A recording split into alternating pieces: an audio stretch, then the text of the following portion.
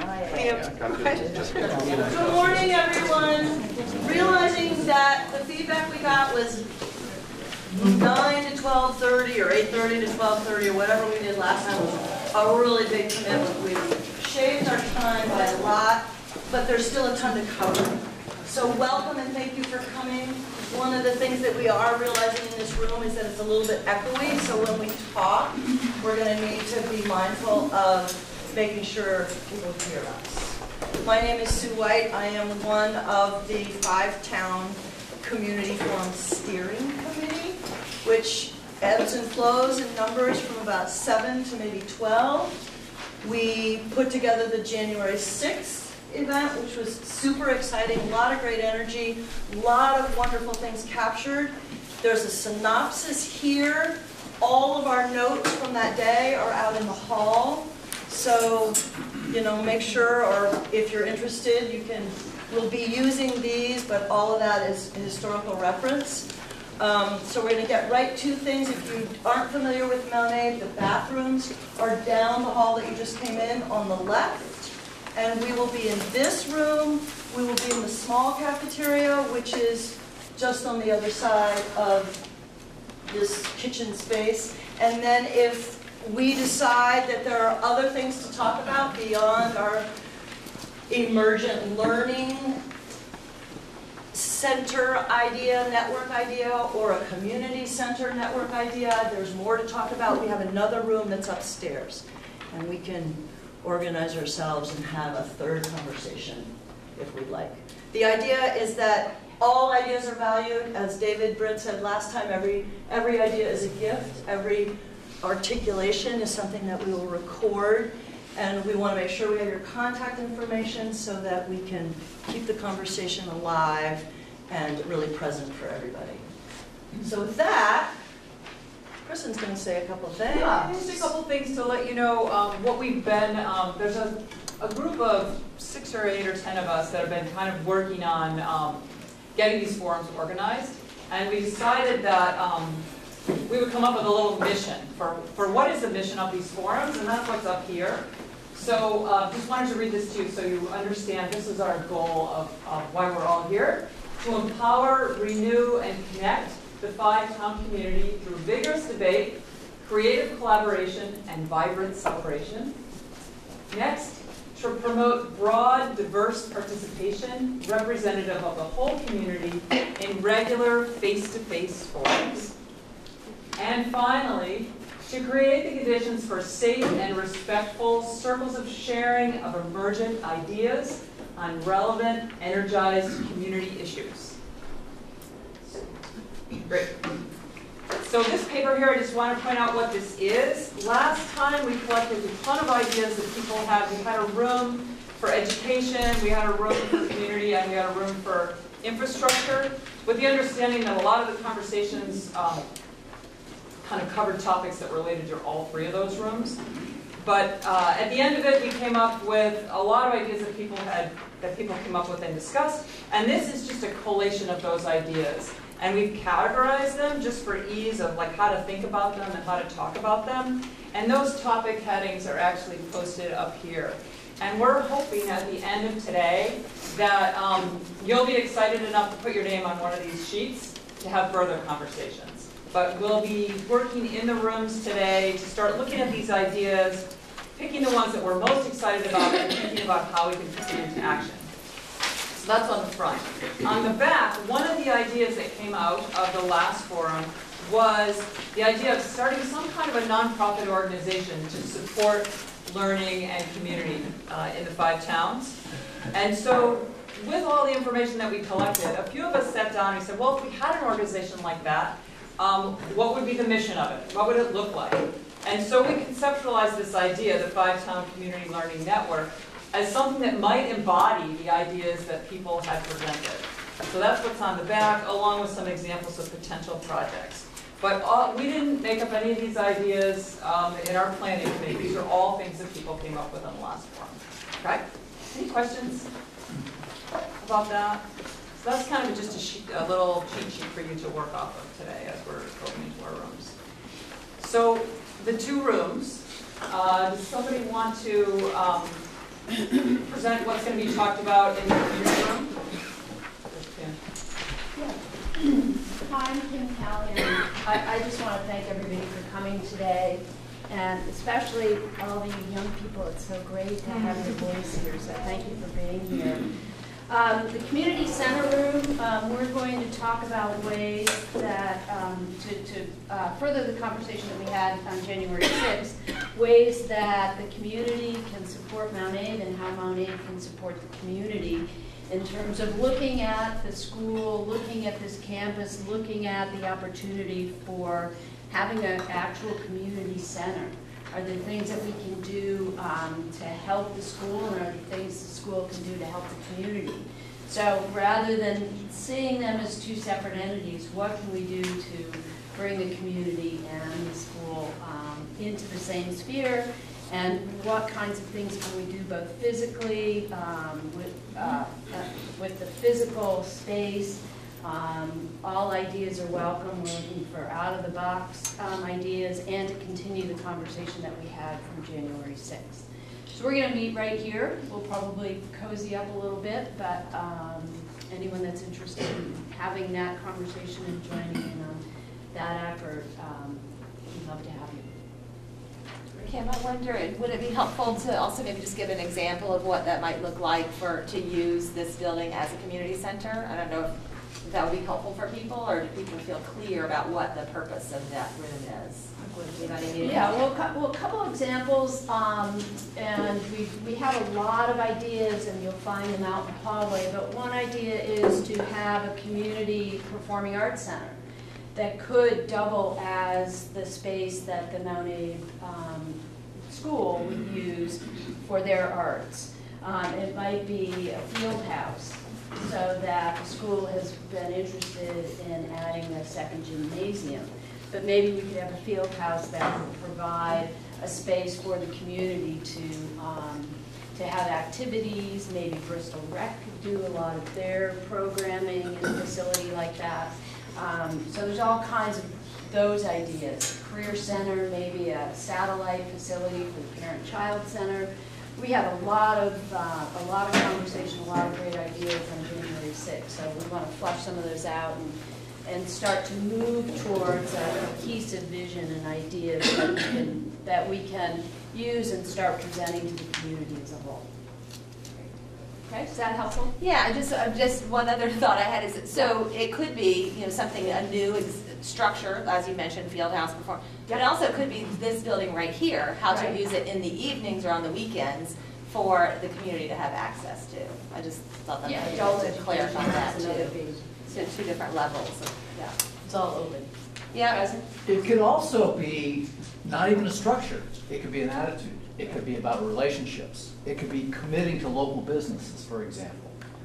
It could be committing to utilizing to the maximum practical extent local materials from our local forests and things. So it's really about cultivating community, the building being part of it, but it's also the nature of our relationships.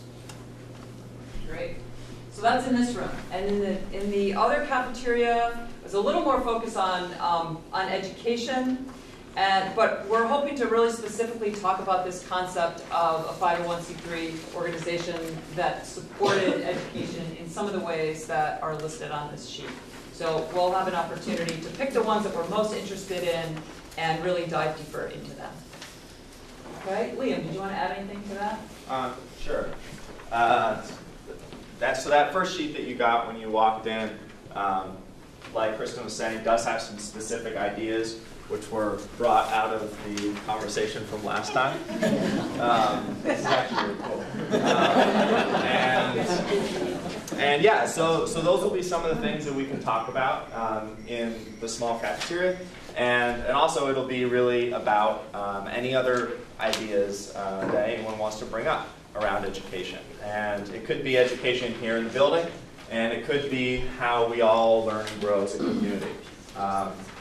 So really, let's expand our ideas, but also, specifics are the best because they're actionable and we can do something about them. Great. So that leads me to, is there any, oh, Patty, what did you want to say? Well, I call it the elephant in the room. Yeah. In that our the renovation vote was voted down, and I know people don't want to go there, but I'm concerned about a student who comes to the front of Mount Abraham High School in a wheelchair or with a walker. And I may have this wrong, but does the elevator work on a regular basis? Okay, so that was what I was going to get up and say. Okay. If you've come today and you've got these burning issues that don't really fit in this room, and don't really fit in that room, I would be thrilled and honored to go with you up to room 2007, which is down and up, and we can talk about things. But what I would love is, so Patty says the elephant in the room, this physical building, do we need to talk more about that? We can go up into that room and talk about that. Yeah, and we'll have to take stairs unless... I said maybe we can take the elevator up there. I think we can use the hallway out there, we have chairs right there, chairs right out there, you don't have to go far. That's true, we could, that's true. Why don't we keep it close? Yeah. That's a great idea. Let's just meet in this hallway over here. So we've got building. Building, is that kind of... Is there anybody else? Well, you see, I don't know, maybe people don't want to go here at all because, you know, committees upon committees upon committees have done that already.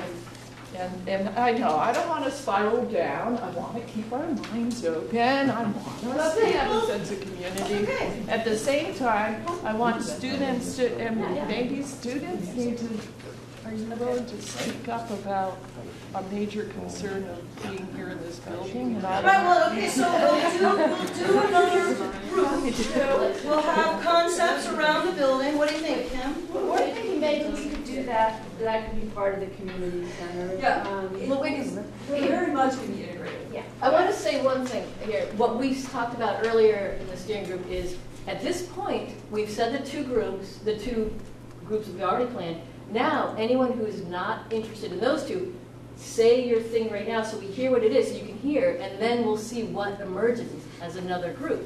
So there may be 6 people who have something right now that they want to say, and then that becomes a group. Yeah. So anyone who has another idea? John? Well, I just wanted to follow up on Patty's and on the thought that it might be in the same room, because the word that comes to my mind is facilities, and the you know, new planning for a community center relate to facilities, and so do immediate physical needs of the school. And I actually would love to have those happen in the same conversation too. So agreed. Yeah. it'd be great. That's great. Right. Yeah, Maddie. Are we allowed to move between rooms? Yes. Yes, you are absolutely allowed to move between rooms. I would caution a lot of movement, because what it will do, it will, what's the word? Fabricate or whatever. Conversation. Right. What I would hope is that there's something about the conversations that's going to be compelling enough to keep you there. Right. And if it doesn't, of course, by all means move.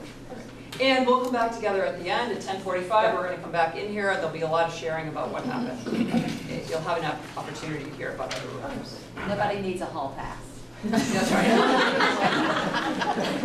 Yeah. I'd like to address maybe a second elephant in the room, which is that Little louder. we have increased needs for some students that are coming in next year, and our safety concerns about those children having decrease in certain areas of our staffing is really putting those children at risk. So I think it's important to talk about it, maybe brainstorm, is there some grant funding, is there some other way that we might be able to look at how we staff certain areas, i.e., for me it's the nurse's office, because we're losing .3. I can't be in 2 places at once. It really puts my license on the line, and it also really interferes with the other nurse and the children's care in this building.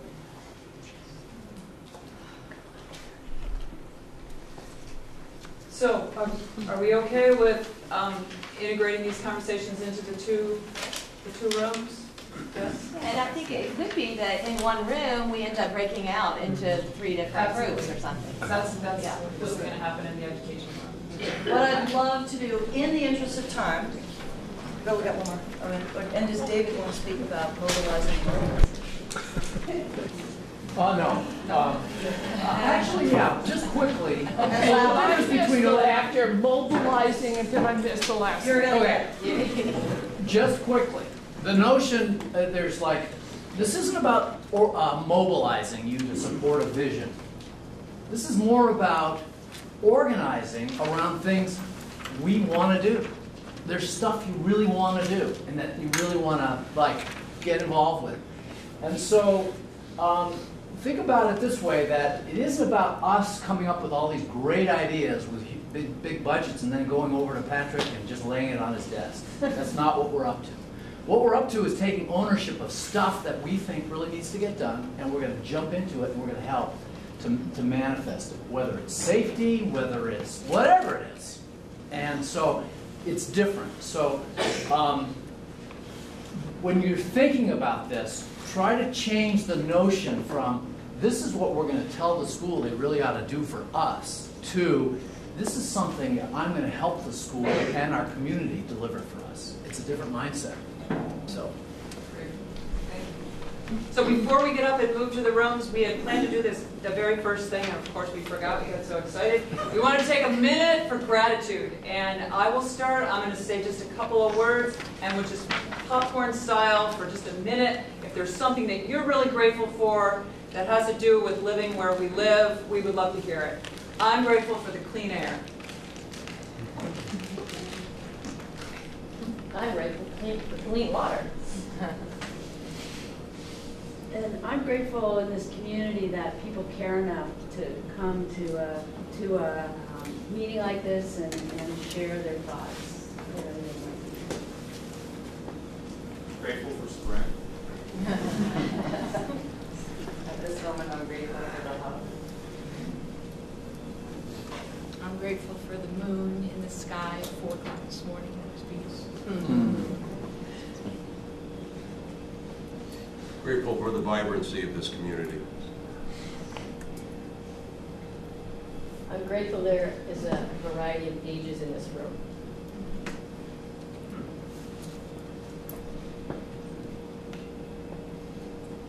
I'm grateful for the teachers who taught me in this school 15 years ago.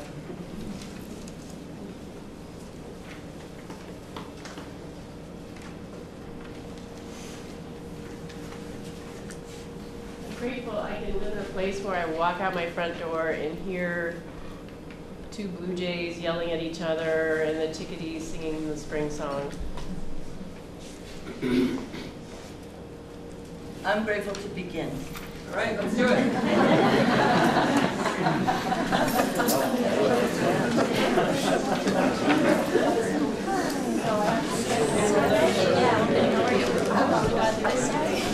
The sheet that was at the front that talked about some of the specifics. Yeah. Do you want a copy? No? Okay. Would you like a copy? That was good. It's the same as what was up.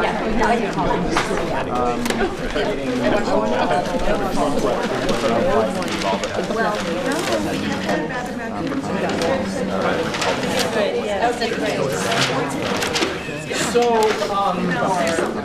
President Kim asked me to kind of kick this off, and this is kind of messy, and that's good because this is the time to get messy before we start getting clear. As Waylon Mayotte used to say with his D6 when we were building roads, David, we have to make a mess before it starts looking good. And we sort of need to too. So one of the things I think we'd love to have you do is to go through the little sheet and see what stuff was put out there, and if you don't see something that's really important to you, we could add it to the list of things to do. We're as interested in generating more ideas, and I think we're always going to be interested in that, and getting more people engaged in the process. But I think today we would also like to get some tangible ways that the process can work. How can we make a little bit of sense out of this kind of this emerging messiness? And I would just like to remind you of a guy named Christopher Alexander, who's an amazing architect. And he did this thing called patterns of language and stuff. And basically he says there's a couple of systems where you just go to a professional and you say, tell me what I want, or I'll tell you what I want, and you tell me what it looks like. And that's okay, but as a community-based organization, we can figure out what it is we want, and we can be really engaged organically to kind of figure out what it's going to look like. And we can figure out how people who stand up and emerge and say, you know what, I would like to take over the hangar and turn it into a wood-fired oven center where kids are selling pizzas or something, whatever. We can be open to that kind of stuff, you know? And so what I want to say is that I want to encourage you to feel free. We're unified, but I want you to feel free.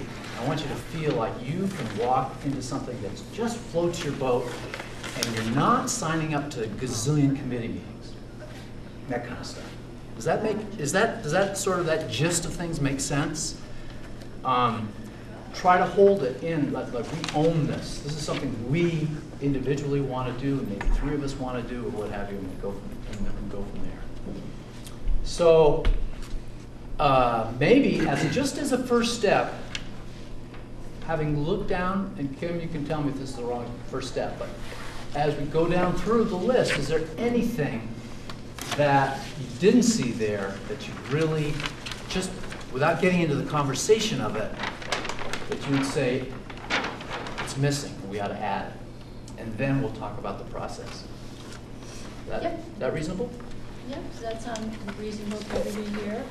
And I don't know if any of you had a chance to take a look at the list in the hallway, because it was a pretty extensive list of ideas. But as David said, the idea here is for us to contribute in a way that feels meaningful for each of us, and to find an aspect of this concept of Mount Abe as a community center. What does that mean to everybody? And then how can we start to move all the initiatives, all the ideas, and put them into some action steps and some aspects of what that looks like for the people that are here and other community members who we may feel we can bring in, who would be interested in contributing in their own way as well.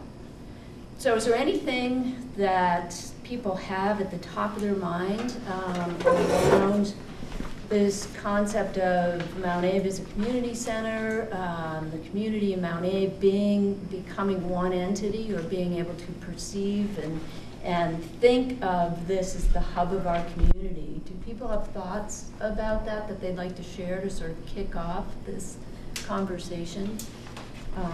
We really want to have everybody's input, so we really want people to share here, as opposed to us sort of sharing what we think. Does anybody want to start off? Last time what we did is we went around and everybody shared a thought until people ran out of thoughts. So we could do that, or we could just open it up and people can share as they feel. Well, I'm happy to jump in. I'm Darla Senecal.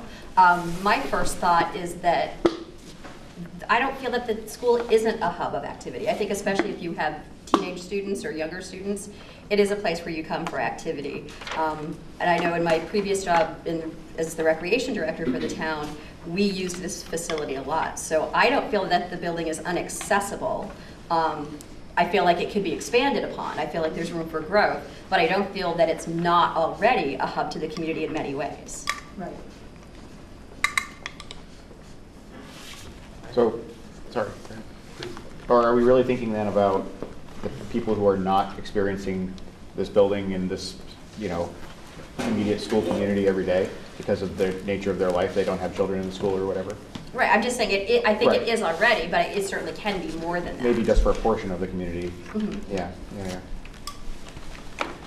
I had a couple of and it might just be that I haven't wrapped my head around the process, and it's supposed to be messy, so that's okay. But there's a couple things that just pop into my head, and I guess I don't, and maybe this is the wrong place for it, but I don't see like capital F fundraising in here. And there's one here about raising funds to support student projects, and certainly the whole forming of the nonprofit speaks to that, I imagine. But that's, having watched what's been going on with the renovation conversation, that's, my mind is in like there needs to be a major fundraising effort to just fill that gap, but that's probably somewhere in here. The other question I had is just sort of process-wise, like, is ANSU involved as a stakeholder? Are they here? I don't know people's face, just like by, like I can't look at someone's face and be like, I know where they work. But are they in any way, shape, or form represented or here hanging out? Do you mean school board members or superintendent level? Pretty big organization, anyone at all? I mean teachers, there's some teachers. Teachers, okay. You want to see those hands? There you go. I'm just sort of curious, like. A member of the Unified School Board is in the other.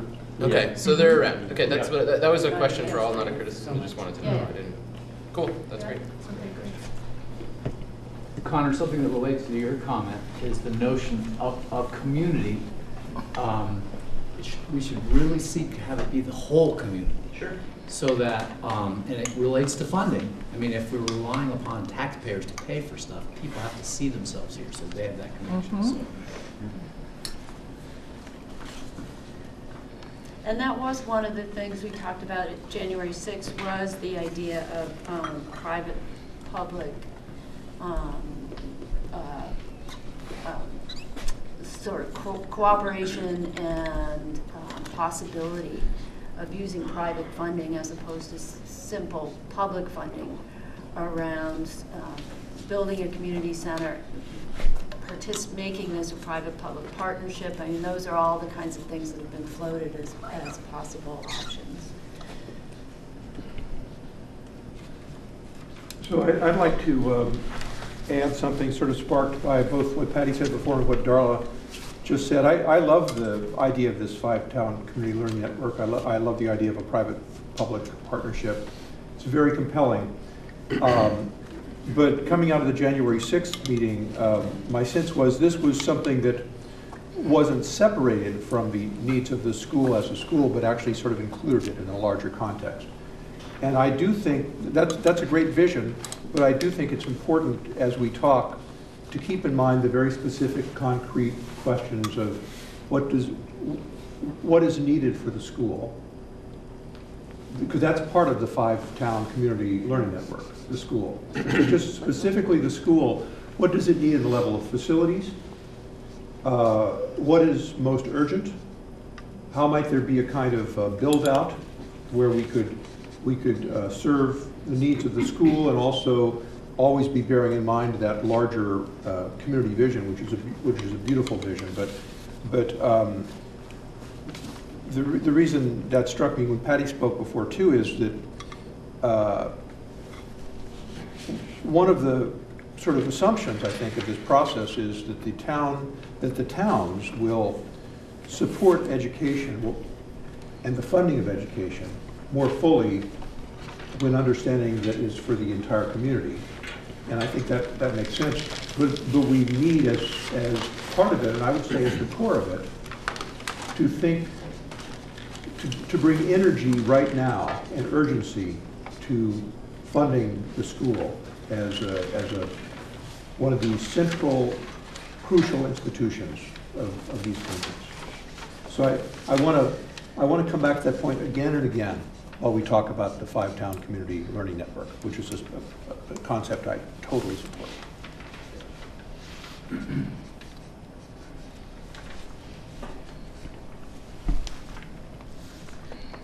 Yeah, I wonder, I'm Patty Heatherly, I wonder what it is or what kind of conversations need to happen in our communities so there is this sense of ownership instead of that place down the road.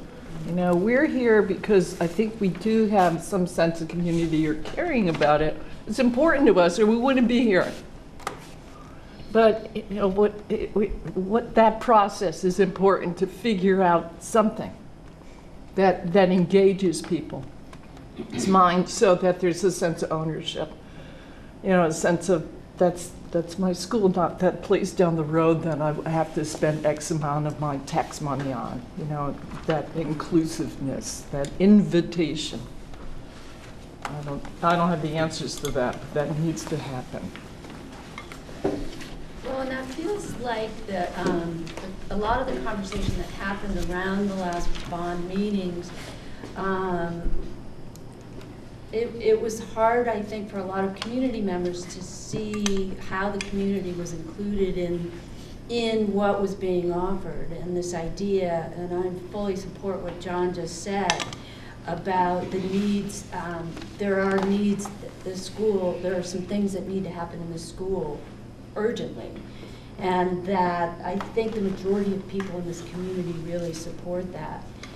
And then how can we also look at the needs of the immediate needs of the school, and then the effort and opportunity to take over and above what's absolutely needed to create community spaces, to include the community.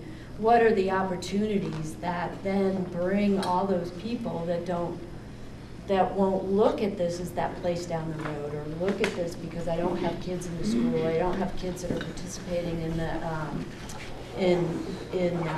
the Bristol Rec program, that how can they see themselves as part of this?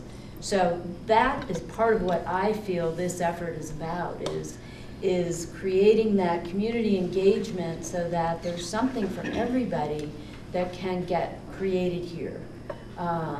And whether it's adult education classes, or it's a place to do summer theater, or it's a place to go do an adult basketball league, or it's a place to come and play chess with the kids, or have a cup of coffee with the youth in our community. You know, those are all the kinds of things that can be more inclusive, and those are all the kinds of ideas that can come out of this partnership that we can have as a community with the school. So those are my personal thoughts, and not really as a steering committee member, but it's part of why I'm here, and it's part of why I feel we have this great opportunity that, I think a lot of the activity around the bond and the energy around the bond and sort of disappointment that a lot of people have is actually this incredible opportunity, and I'm excited about that, and would love to share that excitement with the community and show them what we can do that could actually be more than just fixing up the building. So I've probably talked too long, so I'm going to open it up to other people here. Mari from Lincoln. I love what the group has been doing. I love the idea of co-location and using facilities and venues for other reasons. For example, having, just like we did when I was a kid, have in schools have dental clinics. So I'm just sharing my personal interests, and I would love to hear what's already been discussed around these. One is elders. What has the conversation been around elders and a community center, and maybe using this building as a satellite area for elder activity, education, whatever they wanted, healthcare, some sort of a satellite, making sure it's inclusive and accessible to people with disabilities. And if we did have programs that fit the criteria for grant money around elders, or a satellite clinic, or is that a way of helping to bring some funding in that would not just support? I mean, obviously it would have to be focused on that that targeted issue, but it might help the whole as well. There was a suggestion, a dialysis center here, because people have to travel a long way, and maybe the possibility of having that be available for people, even in the county or the district, and there could be funding outside of the traditional, what we think of as community dollars for those kinds of things. Yeah, it's either Burlington or Rutland, right? Yeah. Another suggestion from last time was maybe the Parent-Child Center could have a satellite location here that could be affiliated with Hanford Center, so that students can work in there, can learn, plus it might provide childcare for the school or whoever. What I see it as is potentially is a really good community engagement vehicle. We've got a lot of support, as evidenced for today's meeting, within the community, and a lot of good ideas, and needing to be able to synthesize those ideas and present them in a way that those who have generated them feel heard and feel as though they're being acted on, and so that our professional staff feels that they have a place to kind of look and receive that information in a relatively efficient way, and to sort of and the other way around, and the other way around, to basically filter information both ways and facilitate community engagement, and ultimately, if where is the school board, and something that I've been learning. I did not know a whole lot about policy governance before being on the school board. I don't know everything about it now, but what I do understand is that there are some medical concerns that they're going to need regularly done by a nurse, so they have things that are, I know when I was at school, just this year fired. The whole thing is like, when I try to wrap my head around, okay, 2 days a week I'm not going to have anybody. In the event that we have some emergency, what am I going to do? I can't delegate out the assessment part of my job ever. How do I get to them and do due diligence in my office and due diligence to my license? And I don't know. And I'm concerned. And again, for nurses, it's not a matter, the other nurse, but then it's not a matter of finding a job. This isn't about that. We love what we do here. We're here for the community and the kids. We're giving back. This is our way to give back to our community. We both graduated from here. We both went to nursing school out of here, out into our small community, and we want to be available. But when you're doing outside demand generation, you may so I've had thoughts about that. But you've got a healthier space. And a lot of these larger buildings down in New York City, they're all about that. So increasing, and there's a stat that's used that's 330, 300. In most cases, if you have $3 worth of energy savings, you have, and we stare at that number because it fits on a spreadsheet nice and easy in most cases. You'll have $30 worth of building asset improvement, but the big ticker is you'll have $300 worth of worker productivity. Or in our case, you'll have $300 worth of student productivity, because you're going to pay to have this building utilized regardless, but to utilize it more effectively so that our students are healthier. And my goal on a broader scope is to educate, like JB and B, all the big, SOM down in New York City and so forth, how to build buildings that we don't need coffee anymore. That it's a healthier space to be and live. I mean, we spend 90% of our time in structures. So there's only 10% of our time that's outside of structures. How do we do that? So there's that piece of it, but then there's, once you've digitized it, so I'm working with schools to create kiosks, and maybe I should send out a link to like the PS62 in Staten Island, where we have an energy dashboard when you enter the school that shows where it was benchmarked and what the goals are and how they're performing based on all their goals. There's a kiosk as you enter the cafeteria that shows the energy of the cafeteria that's being used that day. There was actually even exercise bikes in the gym area where they net meter back into the grid, and you have a little LED screen that shows how many kilowatts you're putting back into the grid, and you can compete against the guy next to you. So is there federal funding available? There is some federal. I mean, how far away is Maui from actualizing something like that? That school's extreme, and I get cautious a little bit. I know. They went absolutely they just blew piles of money. I forget what this per square foot is on that one. That one's extreme. But you can chip away at these things and create curriculum. So there, back to your question there's $12.2 billion that has been federally mandated to improve facilities and administrative stuff that ties in with STEM for the students. There is money there. There is, and the state hasn't, Vermont and New Hampshire haven't quite figured it out. They've reached out and said we want to earmark this money, and they're going to have to probably give it back if they don't sort it out by, I think they have August 31st that they have to nail that money down, their portion of that, otherwise they lose it. So there's funding out there that is, and I know that the term is citizen science, where you come up with your own projects, but there's all this data that's come out of there. And then back to the question somebody had, or the idea of how do we engage the community, there's also a series of apps that are out there that you can create the omnidirectional experience that is with the building.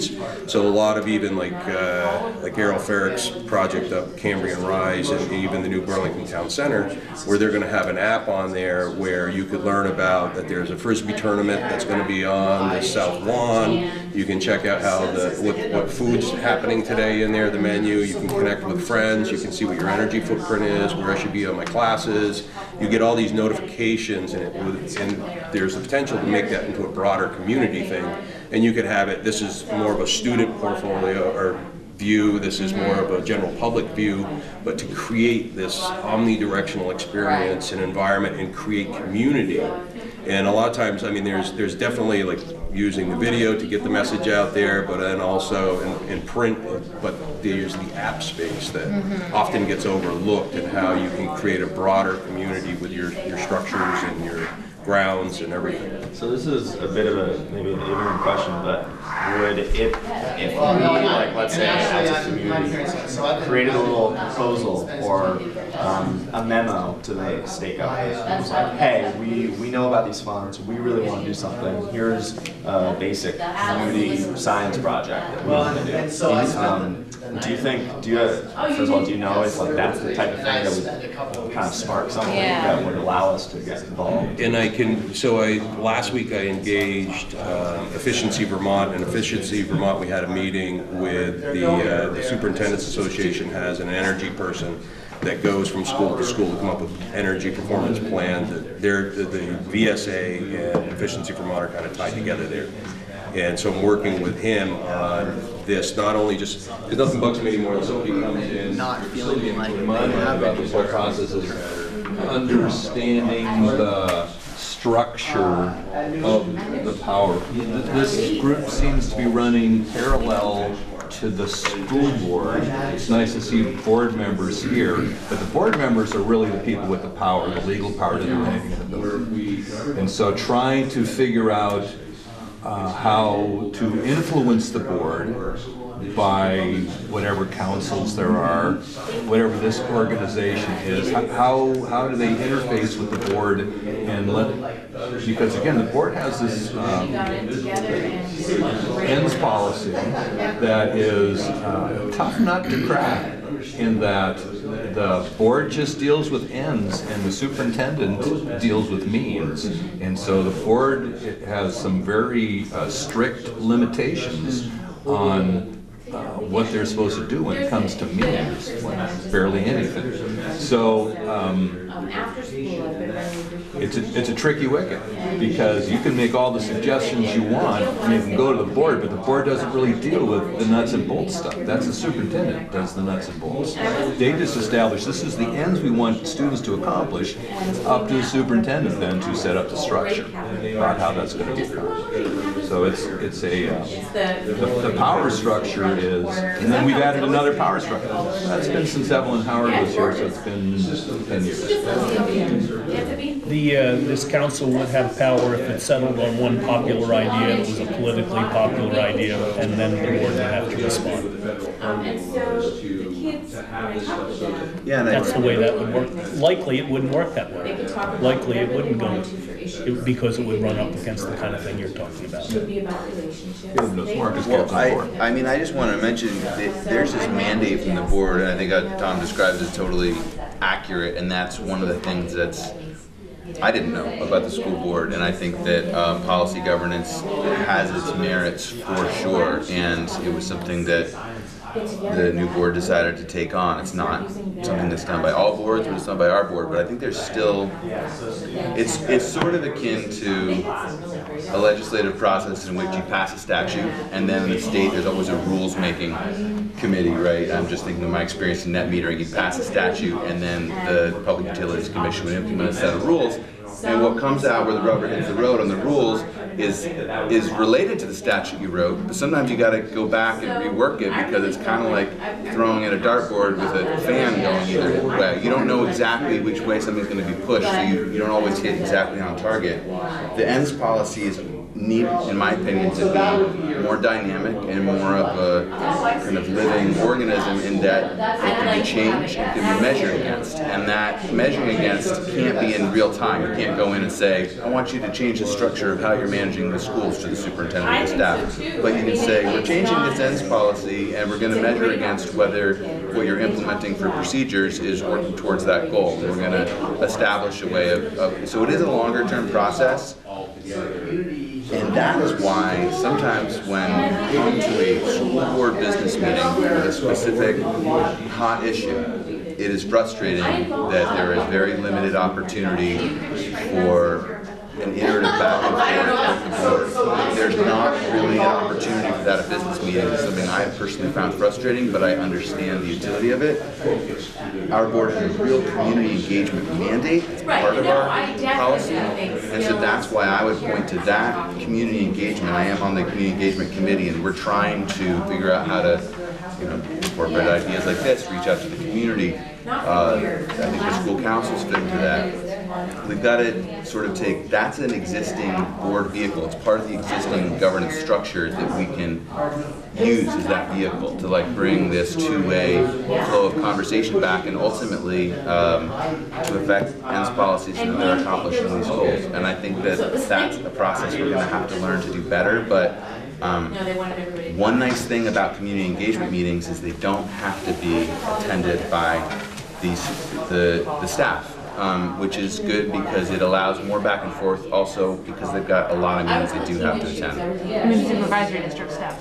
Yeah, like the superintendent and the building staff. Like we can have conversations without them, just between the school board and the community. And then what I think would be cool about school councils is that they can be more like working groups. It's sometimes hard to just do like working groups with school members because of open meeting law, and I'm a big fan of open meeting law, but still, working groups like this that are able to go away and share Google documents and kind of do some work to come back with specific proposals have value and have utility. Like those have then got to go through the open meeting law process by being talked about at community engagement meetings that are warned and school board business meetings when you actually say, here's a proposal we're looking to talk about that relates to our ends policy. Like it will filter up into the open part of the process. But if it can start at the community level, like with just more workshopping and more, I think that can help. I think that can help flesh out ideas because there's a lot on the agenda at a business meeting. There's so yeah, I think it can't run parallel. It has to be a percolation. She said she was going to come. She told me the same. Well, that sounds great. I would love to have that. Yeah. And I would love it if we could get some teams to that. Oh, yeah. Yeah, that would be I think. You know, we had a mix even of particularly high needs special kids. Yeah. And we could identify some things that were really lacking in curriculum, which I thought was amazing. And, you know, one young lady who had never been to the meeting. She didn't even know what it looked like. That might be. Well, it might be, but for her, just navigating. It was just really interesting to me that those skills, those things that are just kind of basic to go out and find what you need. Absolutely. And there is some programming around it, Circle of Friends planning. And so, and you can connect kids like maybe with other children that maybe they would go to the mall together one day and they could have somebody be a part of that. Circle of Friends. That's the name. That's a great thing. I didn't know. Is it a local thing or is this my son has special needs, and that was possible. It was a potential planning tool for encouraging. Does it have an age limit? That would be my only other question. Like, can high school kids access that? I would hope that they could. I'm not sure. Exactly. But it was a part of just an option of something if a child had some social needs, that was a way to plan around fulfilling them with the school. But certainly as a group, we can take that concept into it. That's a great idea. And we have some great other things going on in the community. Zeno Mountain Farm. They're great. Is just, I am so thrilled with this. They're great. Organization, and I would love that they would do Summer forestry, we do, I mean, we actually through our office do set up a lot of kids in the summer programs that they've been attending. We do all of the summer forestry. So the forestry department has slots where kids can go and they can actually make money for 6 weeks, doing things like helping to clear trails. They get to be really close friends and have a lot of discussion, and they can go up in rank a little bit, like become a counselor in training type of deal to lead the other kids. And every year the Legion sponsors, I forget if it's 5, but I think it's 5 kids that are in higher need of something like that, and our other nurse in the office does that. Yes, so if we did something like that, community farm, we, kind of renovation, and are we like leaving that conversation behind? Like, so those are my questions, but I don't want to get off track. But like, these are actual high schoolers who actually go here, so if they want to say something. I mean, we kind of jumped in the conversation a little late, so I don't know exactly everything you guys are talking about. I definitely agree that I do want to talk about the renovations because That'd be loud, or Rose, I can't hear you down to this end. It's because, I mean, we go to school here every day, like we're the ones that are in this building, and I do think that some things need to be changed, but I also don't think that's I don't think that's all. I don't think so. Let's hear them. Like changes that we think should happen to the building. Well, and we were talking just really quick about just ways the community can kind of feed that information back ultimately to the school board and to the superintendent and the staff. So I think that's totally connected in terms of also the changes you want to see, and also how we talk about it, how we kind of feed that information back. I mean, like, I think it's great, all this stuff, like all the community stuff, all this stuff on that list. I think that's great, but I think it would also be extremely beneficial to our community, like in terms of population, in terms of getting more people in here, more money in here. I think renovating buildings, there are so many benefits of it, and I'm worried that in this thing, we're just kind of in this conversation, we're leaving all of that behind, and possibly the benefits of renovating this, and I think that would bring a lot of changes in our community, good changes. Yeah, I think part of just having been on the planning committee for this, it was more about if we have to get people to vote for the bond. Right, yes. We can't just renovate the school, we have to convince people that they're excited enough about what's happening at this school that they're willing to up their tax bill.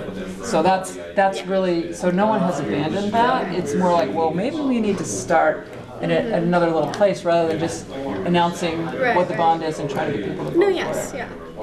Starting on I mean, I do think that it was kind of disappointing just to see that it got voted down, just because I do think that it's going to happen, like we're going to need to renovate this at some point, and I think the longer we put it off, like the more expensive it's going to be, and like, yeah, I don't know. Because it's going to benefit less people too.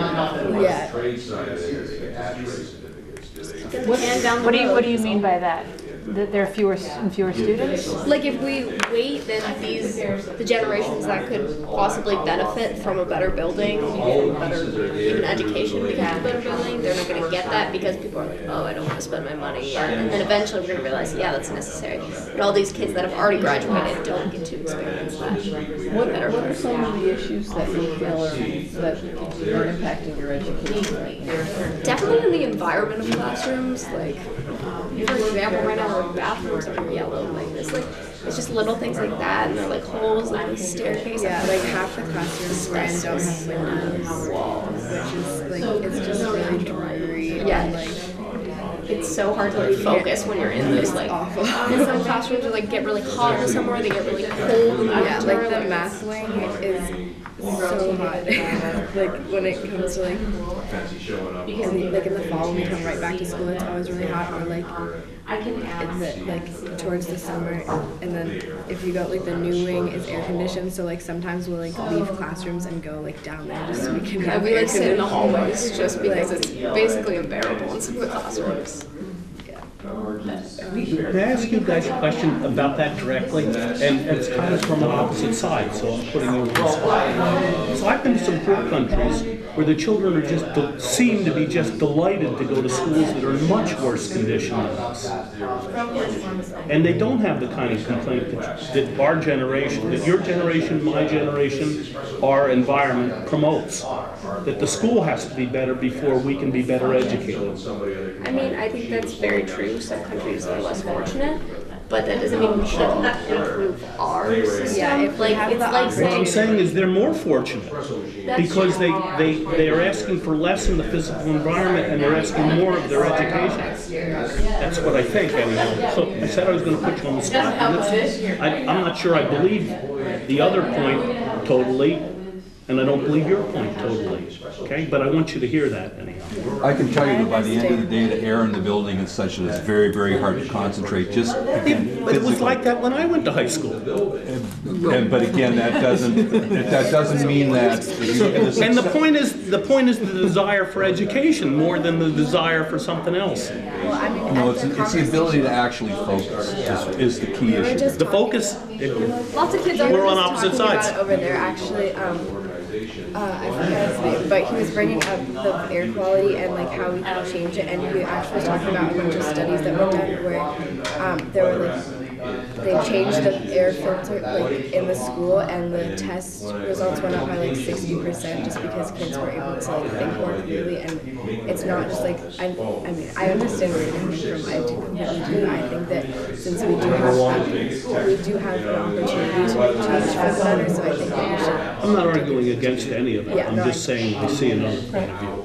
Another piece is that the air quality, from the conversations I've been hearing, could be fixed in this building for like 10 million. And they're asking for 29 million. So they want to do more than just fix the air. And they want to make this into a really vibrant, exciting place to go to school. So I think nobody is arguing that the air quality should not be fixed. And the people that are voting against the bond are not saying that. They're just saying, for 29 million, what else could we be doing that's more exciting? Well, I mean, the thing is that, I mean, when we revised the number from 35 to 29, there was some disagreement about what the second number should be, and I had argued frankly that, you know, given the optics of losing a third bond vote in a row, maybe what we should do is just put in a bond vote, a bond amount that would just reflect the physical changes that are required, you know, to make the building compliant and to make it safe for the kids. And don't worry about a gym, don't worry about fixing the auditorium floor, don't worry about moving the library, don't worry about the, you know, moving the industrial art spaces together, but just do that. And the number that we came up with for that would be $20 million. And you know, and I wasn't, so I sort of advocated for that number, but at the same time I wasn't convinced that even that number would have passed you know, a bond. So and that's the problem. I'm not even convinced a $10 million bond vote would pass right now. So, you know, this is getting electric heat here and no insulation in the building, and we now have a wood pellet power heating plant and a reasonable ventilation system. We used to, in the chemistry lab, in the winter they would shut off the ventilation because it was too expensive. They were afraid they'd get cold in, and we would actually be able to smell the fumes from the welding in the shop area. They could smell whatever, all over the school, what we were doing. So several of these systems have been upgraded. if it did not work, we really need to do a study of why they did not work. Because to just say we'll plop in another system that again doesn't work really does not make any sense either. Question for Bob or whoever else can answer. Was Engelbert, like as a consultant, also the project manager, or did we, I mean, I could see someone like you from the community who knows the building really well being a project manager, and how, you know, what are the code laws in Vermont that, are there code laws that would prevent an individual from taking that on? She wants to hire you. We want to hire you. Yeah.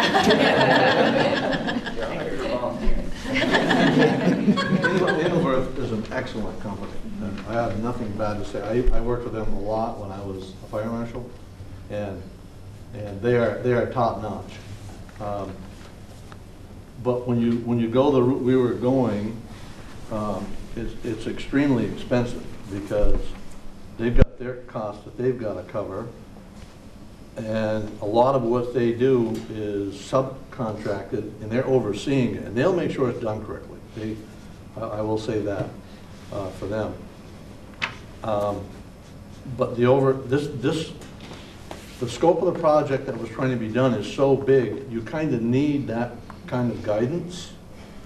If you took a piece at a time, and I had somebody that I saw in the supermarket the other day that says, rather than borrowing even 10 million now and paying back 14 million later, why don't we, for the next 3 years, not borrow, but raise 3 million, spend 3 million a year on the high school. What can we get for 9 million in 3 years and not pay any interest? And I hadn't really thought about something like that, but it kind of made a little bit of sense. That's brilliant. I don't know if that's enough, but and what you don't want to do is, as was mentioned before, you don't want to tear something apart today to tear it apart again in 2 years. So you'd almost have to go pod by pod, which in my mind it would be the locker room area, because they are pretty smelly.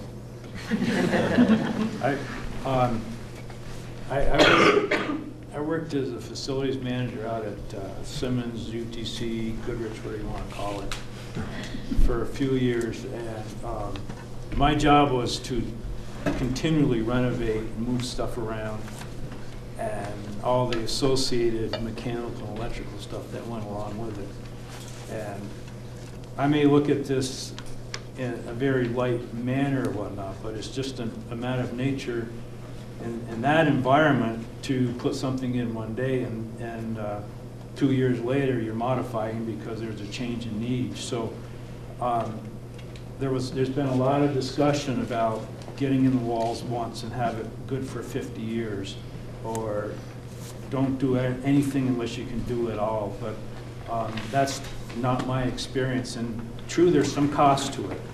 But for us to go through, 4 years of bond effort right now to do everything, and not parse it out and do the $3 million a year, whatever seems affordable, to get the building back to a proper level and then also maintain it, is certainly another alternative, and it very well make more sense than trying to do everything at once. I'd like to follow up on that, and really, I take this all starting with Darla's comments before. We're trying to be pragmatic, and that's what our visionary side requires, and I really appreciate that.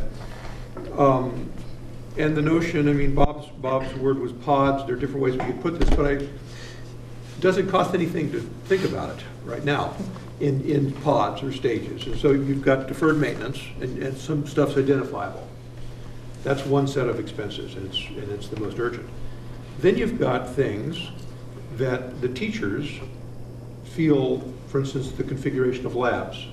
And I don't know what they're thinking, but I'm just saying where you can say the following changes to teaching space would improve students' educational experience. That seems to me also, this speaks to Sue's comment, I think, a little. We need to be thinking about that at the same time we're thinking about deferred maintenance. so that we can do some things. You can't go 50 years in advance, but we need to look a little bit farther. And then I wanted to go back to the business about this CVU educational system. And because Darla spoke to this in really interesting ways, because I've also taken several classes up there in the computer sequence. They have established space in their building dedicated to that. That makes a big difference. They have offices, they have full-time staff people with a budget, and it is packed. CVU has made itself the center for adult education in this whole region. And I think that there's a, you know, so we might, Darla's examples were so interesting. We need a place where the lights are always on, where staff are always there, where the teaching is often done, not always, but often by the teachers at CVU. And then there are people who are dedicated, who their entire funded position is for that. So that's interesting. That might serve our large vision to think about. That's a facilities issue. And then I wish she were here, but Wanda mentioned the fact that there are basic accessibility issues related to the nursing situation. And I wondered, you know, Mari's comment and then Kim's about a clinic. And David said maybe this is either, he left and he said, but I think it could be a funding possibility. You know, if instead of having to go to Burlington or Rutland for dialysis, I was thinking on my little middle note, dialysis was written on it, you know, because that we might be able to think of necessary medical services that are not available locally that could be available here. And also, perhaps, and this is, I'm stealing an idea from something David said once, maybe in some way that serves the educational purposes of the students. If there are medical services being provided, maybe there's a way in which students can participate or observe or otherwise get a little of that internship advantage. So, yes. But anyway, I just wanted to say, I think we need to think our way while we think about deferred maintenance, and I like so much of what Bob said, if we could think out to the next stage of educational improvements through renovation, and also through things that serve our 5-town learning network, including clinics and adult education, then that's not getting into taking down curtain walls and changing systems that can be tweaked. But it's anticipating a little bit in ways that might mean we don't have to come back as soon at a big level, and also that might really give us a boost to the kind of community values we're talking about. The nursing thing, it occurs to me, is also, oh sorry, talking about the kind of the medical stuff and tying it in with education, that is also one of the, I think, top 3 employment fields that the state is looking at and looking at putting funding towards and looking at having programming build. So that brings in another, maybe not funding possibility because they don't have any money either, but in terms of energy or focus,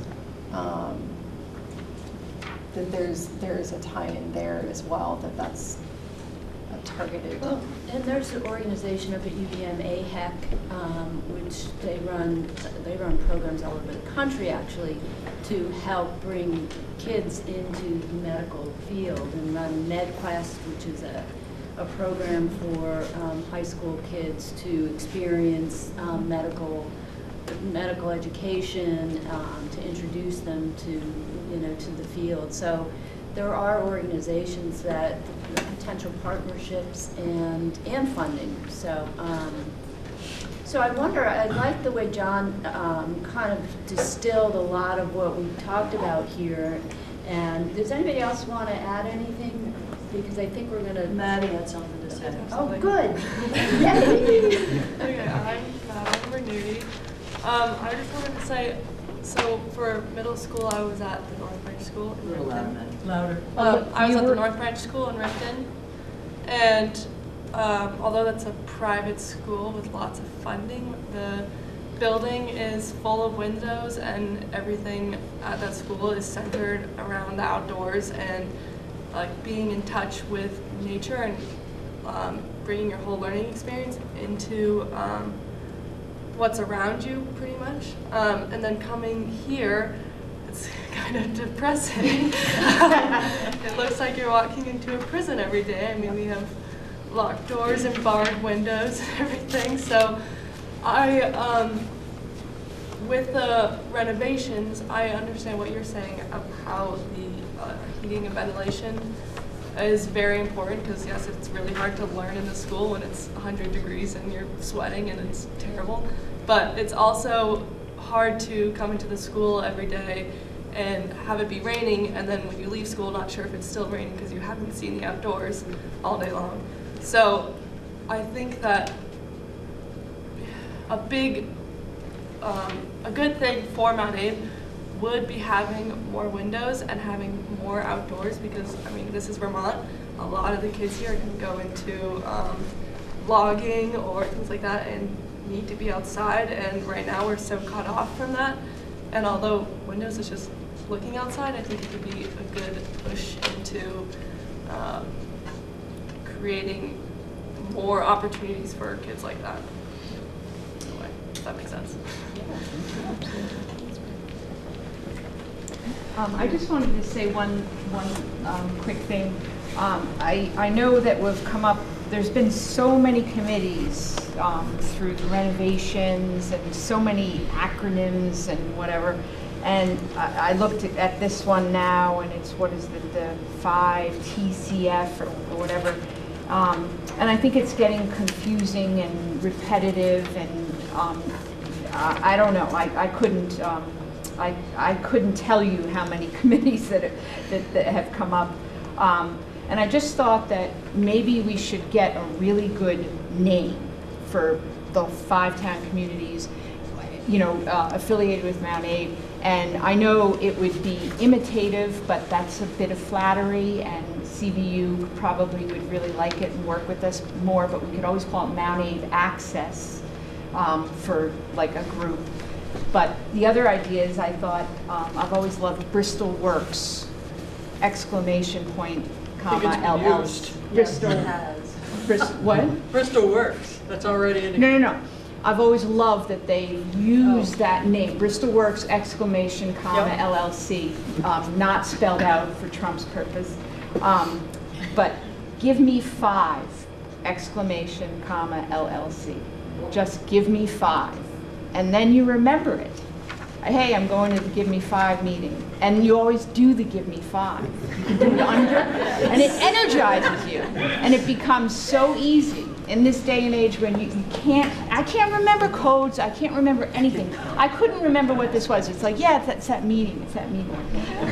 But Give Me 5, yeah. What was the first one you suggested? Well, I was just thinking Mount Abe Access. Access. You know, because CVU Access kind of encompasses that whole energy into the school.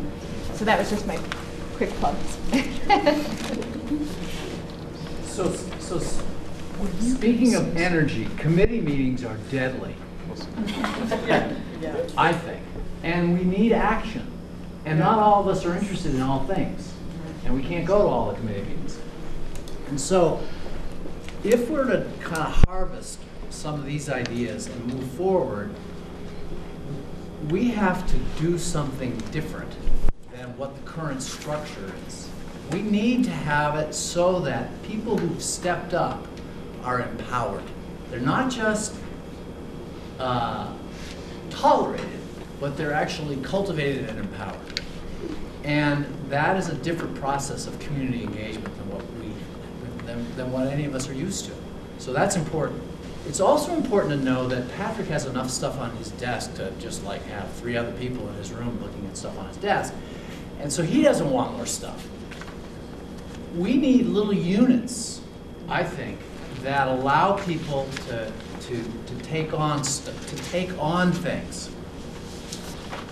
Eleanor Ostrom got the Nobel Prize for Economics for a concept that's fabulous. The name is crappy. It's not nearly as cool as yours. It's called Polycentric Governance, which basically is saying, hey, you want to have a little unit, medical unit over there?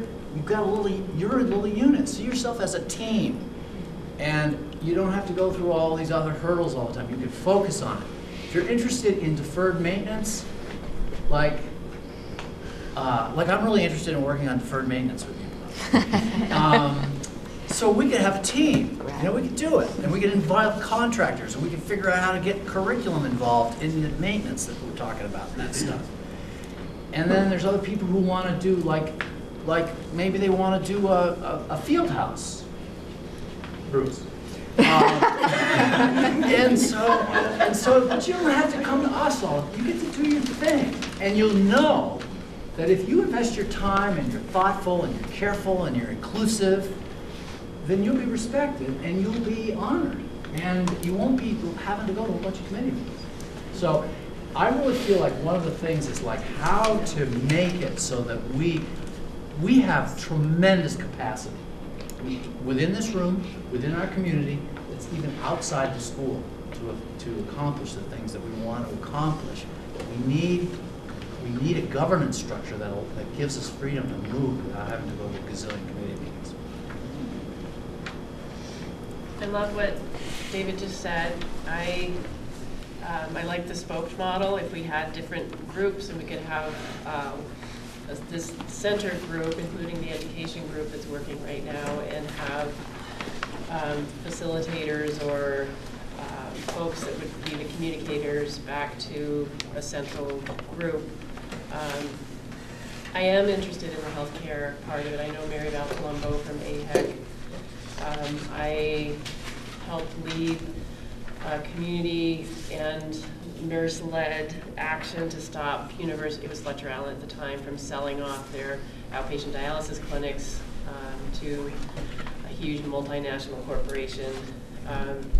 So I know there will be certain challenges if we go ahead with the dialysis issue, including that UVM Medical Center will want it to be part of the, I call it the board. So I'm very interested in that. I have a lot on my plate right now, but I would be willing to be on the healthcare group and maybe pull in Marion Bouchard and Diane Cushman and other stakeholders and influencers. I'm still concerned that there's a lot of people here who haven't spoken. I feel like we need more time. Oh, we always need more time, Heatherly. You know, and I'm also eager to, you know, I want something done. I want something done for the students, you know, remember the students. Is it good for kids? Is it good for learning? So it's, you know. Oh, no, it wasn't interrupting. No, that's right. I think this is great because, you know, we've been trying this whole hog approach to renovating, for example, for a while. It hasn't been supported by the voters. So we need to potentially step back and think about, you know, what's the community picture. So this is all good. At the same time, none of this is going to benefit the two of you directly because you're going to be graduated before we do anything because we kicked the can down the road. We keep kicking the can down the road. So maybe the answer is to take a different approach and do the small chunks, you know, the pods or whatever, and $3 million chunks or whatever. That might be a better approach. We have to do something though, and so there has to be that recognition that there is urgency. We can't still be having conversations like this in 2 years with no tangibles, right? So we have to figure out how do we, for the more urgent pieces at least, maybe, you know, some of it can be a 5-year, 10-year plan to get somewhere. It's going to take a while to get the adult education piece built up if we wanted to do that. We can't wait 5 or 10 years to do something about whatever is happening here. And I also think that there's, you know, in this space, for example, nobody's really talking, well, a few perhaps, but most people are not talking about demolishing this particular space. We're thinking more like we renovate it, we do something new with it, we use it for a different purpose, even if we had a different school. In some fashion, this still exists. And so if we are going to be successful in using it for the same or different purposes, we do have to put some investment into it. And maybe that can be private, maybe that can be public, maybe it can be some combination. But again, getting the ball rolling rather than just... So along those lines, just historically, over the bond issue, one of the things that was thrown into the bond discussion repeatedly was an extra gym. Mm-hmm. There are a lot of people in these communities who would support an extra gym. So there was a discussion about, you know, what if a private entity group took on the cost of a gym? Like in the original proposal, it was said to be $5 million. But Devin Wendell said, we don't need a $5 million gym, we could use a $3 million gym. Now, I'm not personally interested in that issue, but I think there are people that might be interested in that. You know, a gym that's not the Cadillac of gyms, but a space that can be used by the community as well as the school. So I think that's an idea that someone ought to pick up on, not me. I want to speak to something that, it was really interesting to hear you speak, Darla. I think we've spoken on the phone many times. I'm Connor over at Common Ground. Oh, hi, Connor. Yeah. And it was really great working with you folks promoting the camps that we've been running and getting those off the ground, and I'm totally with you about the Bristol District. It's one of the things that we've had to grapple with, and the way we've come around to it is we get young people to come to our day camps based on funding it. That's how they come for free. Yeah. So we go that direction because that's our mission anyway, and it works, and so that's fine. And we've had success with that, and we've been very lucky that way and fortunate to get support. I actually made that comment to our select board recently, that if our programming was free, everything would be fault. Right, and of course it's sort of a truism, right? But I was thinking more about, I walked into the Bristol office recently, and I was like, whoa, all of this happens in this tiny little space. Yeah. Holy mackerel. And all I could think about in talking to this is like, why is their office not here? I understand that we have sort of competing interests because Holly Hall has its own sort of little community around it, and we're trying to fill the seats in Holly Hall and put butts in the seats over there, and I get that, but like, there's a certain point where like, it seems to me that we have so many little marbles we can fill in the jars. If we have too many jars, you know what I mean? So then we can't fill up anything. And so I wonder about that possibility because this is a resource that could and should be used and should be seen as part of an integral part of Bristol Rec. And why are there offices over there and admittedly in a closet? Like, for 17 years. Really, I honestly walked in, could not believe it. Like it is a cloakroom. I mean, it's mostly volunteer. Right, and so I wonder about is there a budget for spending illegal money on renting an office here and making it? Probably not, but I don't know. Like that's the question. Is like, and that would effectively make that integration a lot tighter and easier and cleaner and. Again, I think it's a shift in thinking. It's the town has the recreation department, the school has the need of the gym. It's a shift in thinking, and that's going to be a little more long term, I think. Yeah. Unless there's a revolution. But change is always taken so easily. I know. Right, people love change. Bruce, can you fit that office in the $2 million field house? Yeah, since I'm volunteering to build a field house. Way to go, David.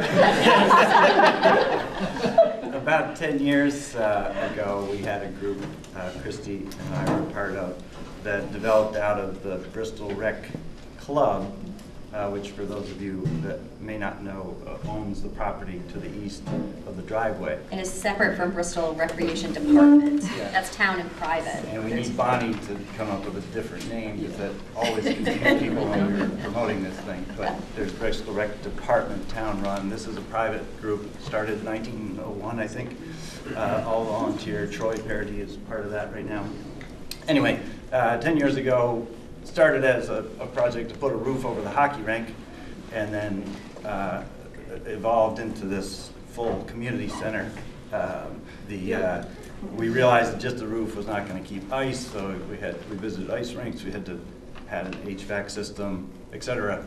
Then all of a sudden, the cost to operate it went so high that we started looking at ways to bring in revenue. Had office spaces, fitness spaces, sort of a health-oriented sort of thing, a gym, all this, and thought there would be a great opportunity with this amazing campus to combine private and public uses. Bristol Rec Department Club was totally into it. We were going to have an office for Bristol Rec Department, one concept, and it all seemed to work. I think we ended up 60,000 square feet, $12 million. Was not quite Bristol, what's your term? Bristolistic at the time. But it was also 2008, wasn't it? Yeah. Yes. Exactly. Yeah, bad timing. We tried to get the thing going with a couple of grants, approached a bunch of foundations, and just just kind of ran out of steam in there. We had a lot of community support and some donations in that let us operate, you know, and push the project a little bit, but then it fizzled out. But it's an amazing campus here, and it's a great community asset for sure. Chris, wasn't part of that study, there was a feasibility study done at the same time for an on-campus style? We did our own sort of market analysis. We had a traffic study. It was one of the issues is parking and traffic. So DOT was involved. And there's a lot of paper generated. Happy to share it. But I know at the time, it was about the same time, it was soon after the field house in Shelburne was built, which is a similar concept. And the field house, and I'm not poo-pooing, there is a need for a gym here in town, but finding that sweet spot to make it all work is going to be the really tricky part.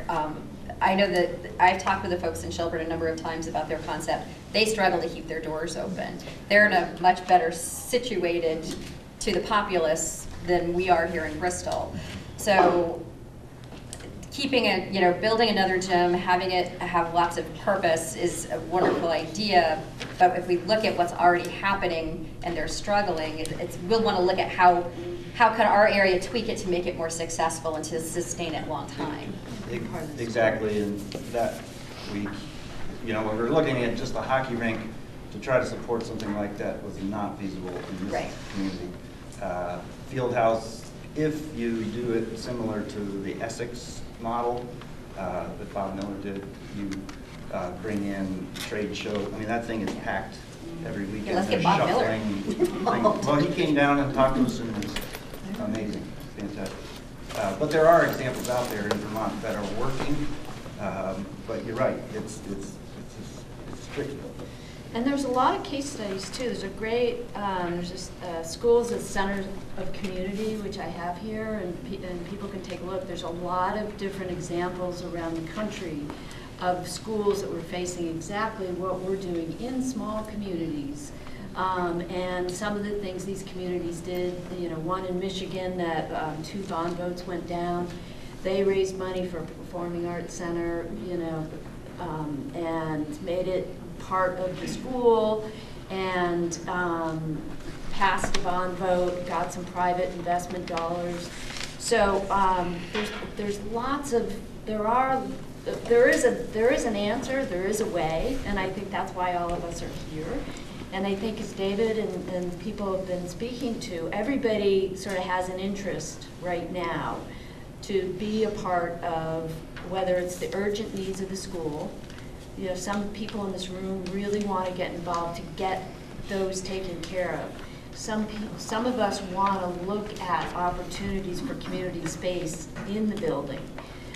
Some of us want to look at some really creative out-of-the-box, bringing in whether it's medical opportunities and facilities, or parent-child center, or adult education.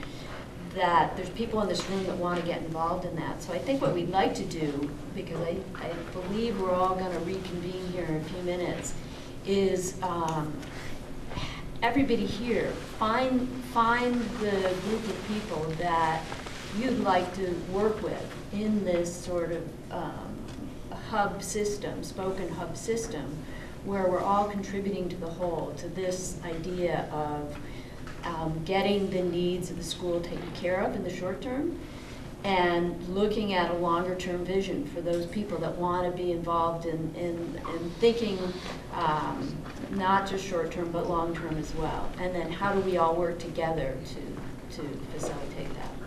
So to capture that, we should put name. These are just first names, just concept names. Like, I love the urgent needs group. Right. Like that's the building, right? Yes. And then there's, so what if we make a list of the group, you just listed 5 groups. Right. You just put them up there. And then we said, put your name next to one of those groups. If nobody puts their name next to any one of those groups don't, they're not going to happen. But if they do, if 2 or 3 people put their names at least next to one of the groups, then they will at least meet once. So there's progress. I think we should do that. I think we need that tangibility right now. I think I disagree. Okay. And I'll say, and doesn't mean that I won't participate. But it seems like the pragmatism of solving problems often gets out ahead of the community having a clear vision and consensus of the values of what's important and what's driving it. And I feel like there's another opportunity here, which is one of the reasons I came today was that there's a big circle here. And I kind of knew that David wouldn't be running kind of a sham process because he's just such a nice guy, and we're friends, we talk, and so there's a high level of trust on my part. And I also didn't get a sense that this was a one-shot deal, that this is kind of like a process that was going to continue, could go on for years, I don't know. And I think what that reflected to me was there is already a governance process in place that we don't have to reinvent anything. It's called community, and it's called democracy. And one of the things that happens in Bristol, I'm sure happens in other towns, that's really beautiful, is people don't ask permission to go start the recreation club or to go get the trails club or committee going. They just do it. So I like the energy of, well, let's just do something here. But this is a pretty big, complex issue, which is millions of dollars, lots of different needs with lots of different priorities. And I don't even know if I trust the sense that we know what urgent and immediate is, because that's where it breaks down. Someone says, well, obviously it's urgent that we get windows in here for these kids. And then there usually will be someone on Front Porch Forum or in a conversation that will say, why is that a priority? When I was a kid, we didn't have any windows in our school or whatever. Yeah, just like, and then what you do is you realize, because it's happening in our country right now on an epic scale, you realize that we really do see things differently, and we do have different priorities. And the people who have loud voices and are really slick or professional often cajole and get the rest of us to just kind of go along with the problem-solving process. Let's get something done. Because all of us want to get something done, we just don't want to talk. But I think you're getting something done right now that could be done a lot more, which is create an open space for people to come, get excited, and in some ways, you'll know when you're ready to move into the problem solving because people won't ask you for permission. They'll just organize and get together and start making it happen. And I know it takes patience, but I think if you skip that step, which is what professional sort of, like those boxes that people draw where they have hierarchies and they have, like, what do you call them, organizational charts? Yeah. Those are based on a small group of people being in charge of a large group of people with formal authority. Community operates with like all these circles with these interconnections, and it's based on trust. So I think what would be beneficial is to keep an eye on building the capacity for community in the process that you use of solving any problem that the community identifies. Because without that, as soon as the real price tag arrives and the splintering happens and the differences occur, then people you will get a repeat of this fracturing. And I think the fracturing is really discouraging to a lot of people, a lot of young people, a lot of older people. And I think, not to suggest that Patty's always right, but I think one of the sensitivities that she has is she's an amazing listener, and so she listens for people talking. And when not everybody is participating, she notices that. And she goes, hey, wait a minute. And usually people are like, well, that's nice, Patty. Now, let's move on. Let's make some groups. And I'm just saying, I'm a paid community organizer. I'm a facilitator. I'm a director of a software development, multi-decade project. Like, I'm familiar with complexity, and I'm also familiar with urgency. And, if I had to just take a running guess right now of what I could say that you would all immediately stand up and work on, I think I think it would be true for the community, you would get no argument from people who say kids should be healthy. I was just in another group. It was interesting. I was in the other room in another group, and there's a guy who's like talking about millions of dollars to measure that's available to measure the quality of the air in buildings. And he said, we found that when there's better air in the buildings, this he's talking about New York City now, the employers have better productivity. They're more competitive as organizations, no brainer. If kids are breathing better air, their learning outcomes probably go up. And I don't think you have to be a scientist. It'd be like, if I'm choking you, with bad air, when do you think you'll learn best? When I've got my hands around your neck or not? I mean, that is an easy, no pun intended, no-brainer. And I bet you if you just said, what is the price tag of good quality air for a system in this building? And you'd have to say, well, we don't know yet because we don't know how this air is working. But my guess is it's a lot less than 30 million, 15 million, 6 million. And if you said, if you give us this, if you trust us that we're here for the kids and the air that they breathe, we'll throw some light in if we can. My guess, if that passed, you would have created this amazing momentum to say, wow, as a community, we really can consensus on something. And let's keep coming back and making this an iterative process where we see each other every year. Maybe it's 3 times a year. It's just what you do if you live in this community. You know that, it's like town meeting. You show up. Not everybody shows up at town meeting, or else we wouldn't be able to fit everybody. But I'm just, as someone who's here, but not here for the outcomes of the facilitators, I suggest that we just be cautious in how quickly we jump into splintering, fracturing, and not coming to this consensus about what drives the community. I just want to say that I completely agree with everything you said, and I don't see that there's a conflict between groups and this broad consensus type of thing that you're talking about, that iterative process. I'm just saying that it's important to capture energy when there's energy to be captured. And so what would preclude having you, for example, step up to the plate of the community engagement, like facilitation thing, while folks who are kind of like interested in comments that came up here today, why couldn't both things happen concurrently? Because you're breaking up the community. You're telling everybody to go sit in small groups and you can't hear each other. Well, not everybody wants to hear everybody. Well, what I'm suggesting is freedom. Well, I think you should ask everybody in this group if that's true. Okay, let's do that. Before you use that as a part of your argument. No, but it's just the point is that do we need to keep going in large groups, or can we stay in a large group and have little people who are interested just pondering deferred maintenance, or pondering field house, pondering what health, public education, continuing education. I just worry that all I'm saying is I'm glad you're stepping up to the plate to do what you just talked about, because I think we do need to do that, and I honor that, and I welcome that.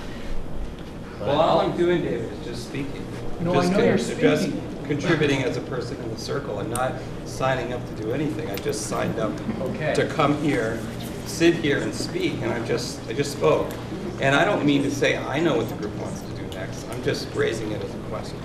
So let's see what the consensus of this less than broad, but a community. Let's see what the consensus is. Do you want consensus of this group, of the whole group, as to whether we gather together again as one whole group before the other subgroups happen? Or does it happen at the same time? You have your large groups, sometimes there's a different energy.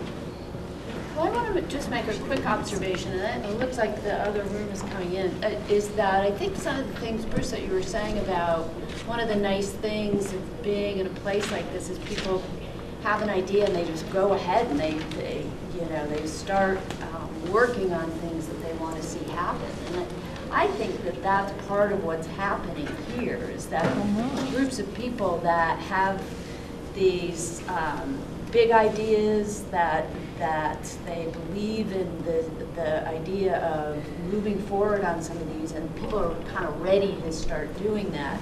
And whether or not that splinters the community, I think that's sort of the onus of people that move ahead with ideas. You've got to gather, you know, you've got to share the information with people, you've got to let them know what you're up to if you're going to get support from the community. So I think there's this sort of, both things are happening at the same time. So it's not any different than what's being advocated for here, but it's that is in fact what is occurring as a result of community conversation and continued community conversation.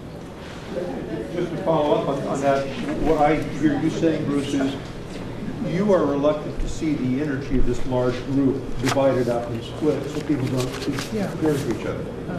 And I was gone to another part of the facility recently when the first part of the conversation came, but other folks are saying, let's capture some energy for some projects. One way to do it that might be more than just symbolic is, instead of formally dividing the group up now, to say, we have heard of the following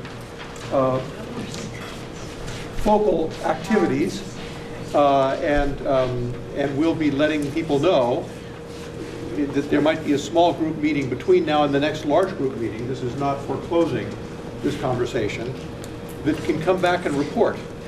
In other words, I don't myself feel a conflict here. I'm not just trying to say search as both a candy mint and a breath mint, but I honestly feel that it would be good to have this conversation go forward, and that there might be people with specific energy to look into things like air quality or Mount Abe access or other things that have been talked about, and then they could be shared at the next meeting. But does that? Yeah, because I mean, what that would do is that would say to everybody in this group, did you get excited about something? Do you feel like you could make a contribution? Go do it. And know that the place to come and talk about that is at the next time we're together as a whole community.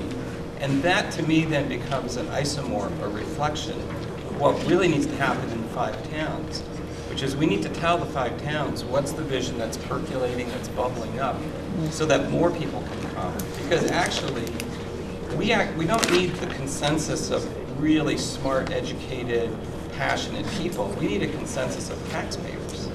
And that's the one rub here. Usually in other kinds of town activities, a small group will go, I care about it so much that I'm going to be really loud about it, and then people are like, okay, whatever.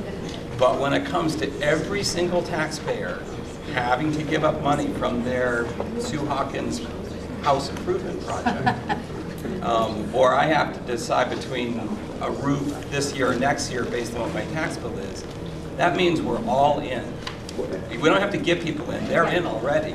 And so if we can have the I'm in because you're talking about more money matched with I'm in because you've invited me to come in a respectful way, and I feel free to be a passionate geek about heating systems or elevator codes, and I am passionate to be about community engagement and marketing and branding, you know, vision for the future, great.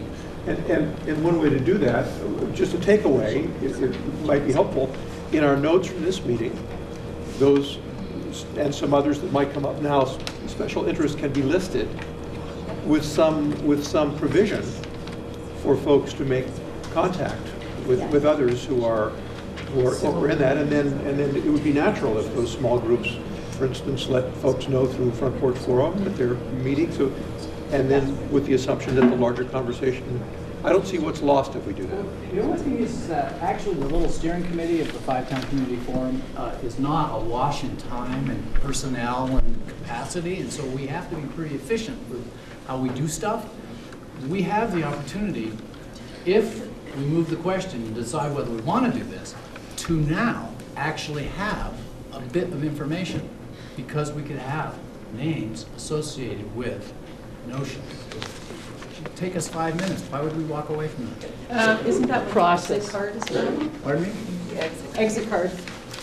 Yeah, we could do it on the exit card. Yeah. But just as long as it happens is what I'm saying. It'd be really cool that it would happen. It would be a deliverable from our meeting today. Yeah, but I think the deliverables in this meeting is here and. We've got to break up. It's 11. We need more time to talk to each So other. let's present it to the bigger group. Please be specific on your exit cards if you have an interest. And there's no commitment. It's just a survey. Do we have a list of anything? I was going to say, this choices. is a good idea, otherwise you're going to try and decide whether this is personalized for that person or not. But should we include the other group here, or what?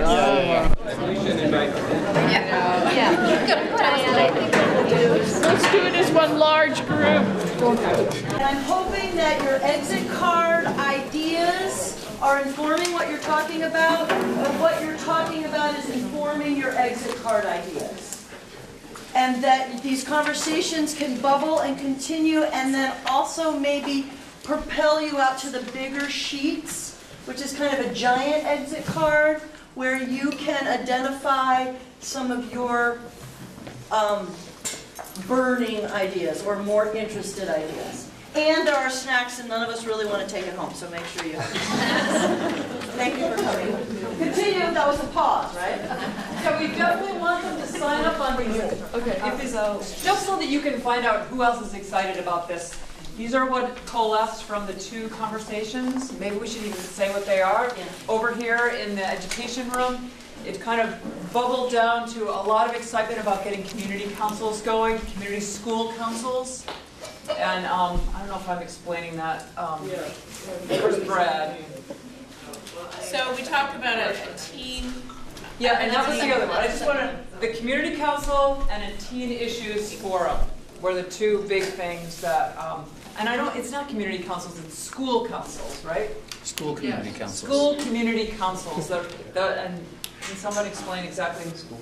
It's part of the Act 46 board, the Unified School District Board mandate to have community councils informing the unified board. Yes. Right. So if that's something you're interested in, we would love to have you just put your name down so that we can get a sense of how many people are interested. It's not a commitment. You're not being asked to do anything except show us who's interested in these. There was one other thing that came out of that, and that was about more transparency and that kind of thing. I'm not sure where that would go, but renovation clarity. Yeah, enhancing communication was kind of part of this.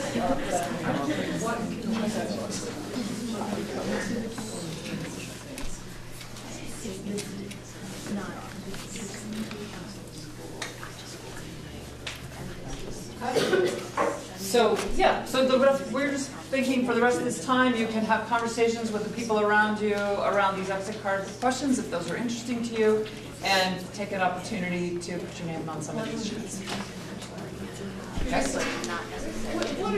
But I see more sheets. Okay. Should we say what those are? Yes. Maybe we should yes. hear about each of them. Yes. Also, on that teen issue one, it was about trying to get more support from both the school for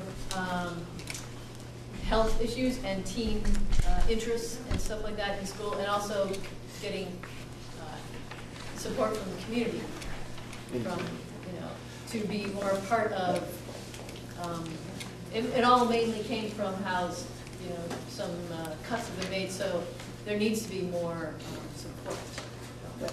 That discussion, we heard a lot from Wanda, who is the school nurses, and it sounds like there really is a big need in the school for more support for teen health issues, and we brought up emotional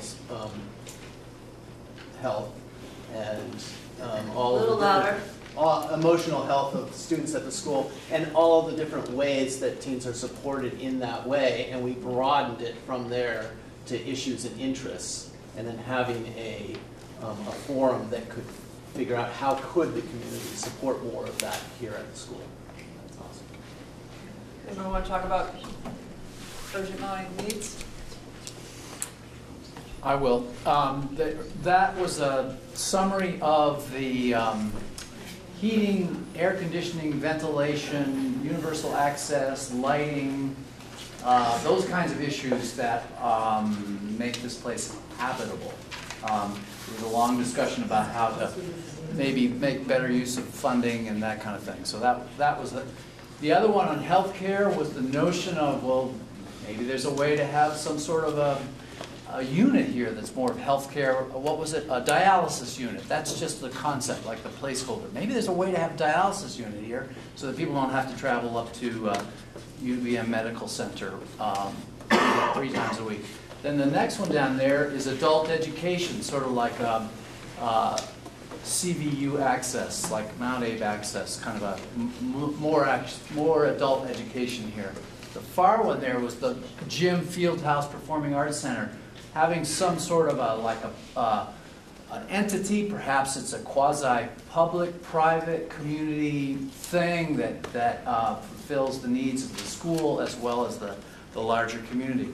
And then the one that isn't listed was the one that Bruce listed, was the need for connectivity of these. These are little nuggets that are just like sort of forming up here today that people could sign up to, but it is important that that there be some sort of a mechanism to keep them kind of nested in the larger whole.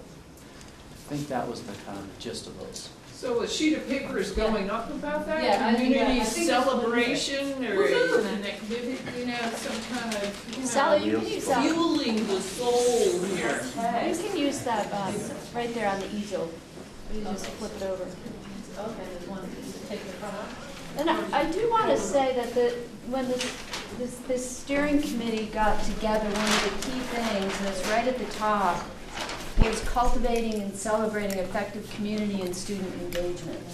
So it's really what this whole thing is about. And without that, none of this is going to happen. So that is really important, that connectivity, the engagement of the whole community.